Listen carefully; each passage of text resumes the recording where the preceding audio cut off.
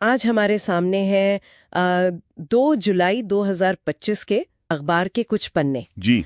इनमें देखिए रोजमर्रा की खबरें तो हैं ही, पर कुछ गहरे मुद्दे और प्रेरणा देने वाले पहलू भी छिपे हैं। बिल्कुल। और हमारा इरादा सिर्फ खबरें पढ़ना नहीं है, बल्कि इन स्रोतों से वो अहम बातें निकालना है, मतलब जो शायद सोचने पर मजबूर करें। हाँ, तो चलिए देखते हैं इन पन्नों में क्या खास है आज। आइए इसकी। और इसी तरह का जज्बा देखिए कर्नाटक की जगदेवी नीलागार में भी दिखता है। हाँ, उनकी कहानी भी कमाल की है। सिर्फ 5 किलो ज्वार की रोटी से शुरुआत की थी घर चलाने के लिए, और आज एक सफल उद्यमी है।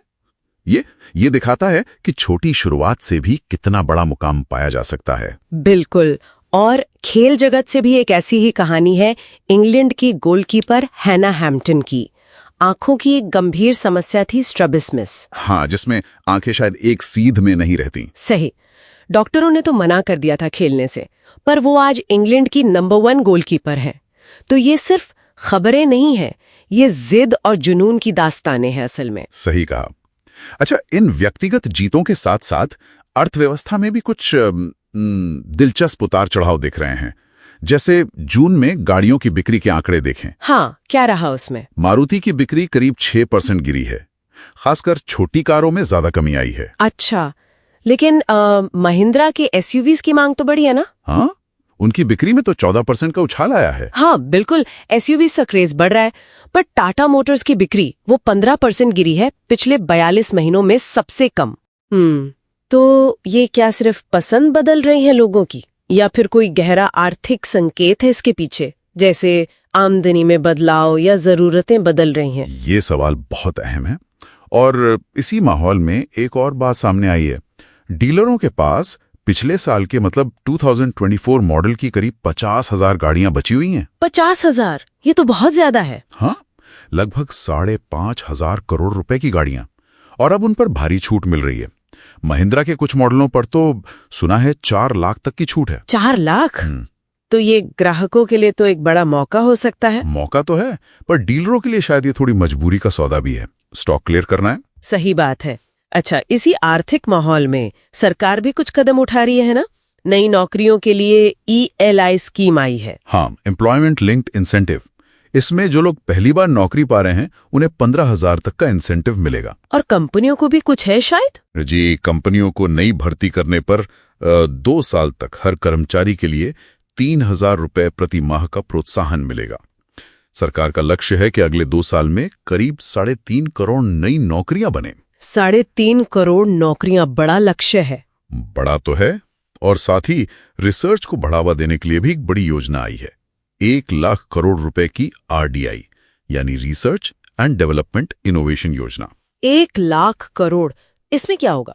इसमें निजी क्षेत्र को रिसर्च के लिए कम ब्याज पर कर्ज मिलेगा। देखिए, ये योजनाएं कागज पर तो बहुत महत्वाकांक्षी लगती है, पर सवाल वही है कि क्या ये जमीनी हकीकत बदल पाएंगी? पिछली योजनाओं की तरह ही रह जाएंगी या कुछ वाकई फर्क पड़ेगा? ये तो वक्त ही बताएगा। अच्छा, इसी आर्थिक तस्वीर में एक और चीज है, वो है रियल एस्टेट, मकानों की कीमतें। हाँ, उनमें क्या चल रहा है? पिछले 2 साल तो काफी तेजी से बढ़ी थी कीमतें, डबल डिजिट में, पर अब थोड़ी नरमी के आसार लग रहे हैं। रेटिंग एजेंसी क्रिसिल का कहना है कि इस वित्त वर्ष में शायद 4 से 6% की ही बढ़ोतरी हो। अच्छा, तो मतलब वो तेज उछाल अब थम रहा है।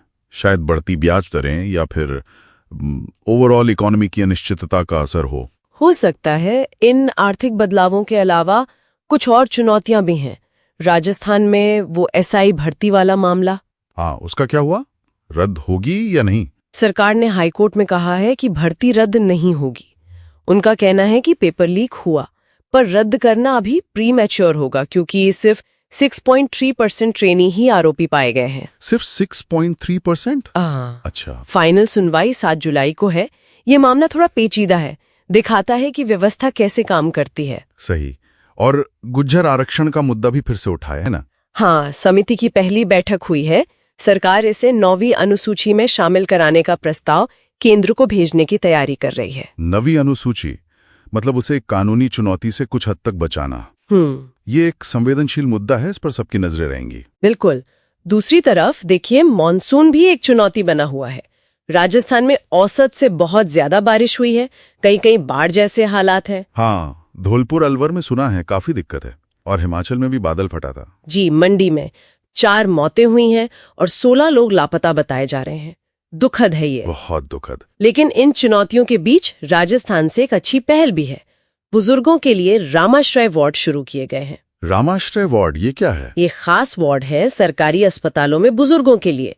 करीब 20 लाख बुजुर्ग रजिस्टर हो चुके हैं और मुफ्त इलाज का फायदा ले रहे हैं। अरे वाह, ये तो बहुत अच्छी बात है। सीनियर सिटीजन्स के लिए ऐसी सुविधाएं बहुत जरूरी हैं। सही कहा। अच्छा, अब कुछ हल्की फुल्की मगर अनोखी बातें।